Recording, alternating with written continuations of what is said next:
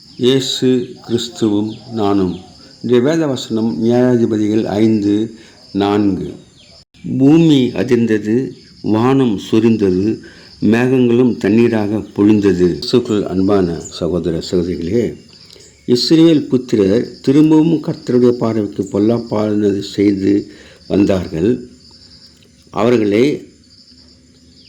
யாயின் என்னும் கானானுடைய ராஜாவின் கையிலே விற்று போட்டார். இஸ்ரவேல் மக்கள் கானானுக்குள் வந்தபோது கொஞ்ச நாட்கள் ஆண்டவரோடு இருந்தார்கள். பின்பு பாவமான வாழ்க்கைக்கு அங்கே இருக்கின்ற ஜனங்களோடு சேர்ந்து அவர்கள் சில பெண் கொண்டும் பெண் கொடுத்தும் வாழ்ந்தார்கள். அதனால் ஆண்டவர் அவரை தண்டிக்கின்றார். 4வதாக அடிமை தனத்தை யாயினிடம் கொடுக்கின்றார். 20 ஆண்டுகள் அவன் அதை அடிமைப்படுத்துகின்றான். இவர்களுக்கு 4வது நியாயாதிபதியாக ஒரு பெண்ணை ஆண்டவர் நியாயாதிபதியாக்குகிறார். அந்த பெண் தெபோராள். அவள் தீர்க்கதரிசியமாக இருந்தால்.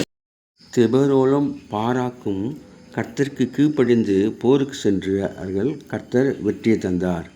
Have a blessed day. God bless you. Give your heart to God, your hand to man. Live in God's word, live on our knees. Thanks for watching. Like, share, subscribe.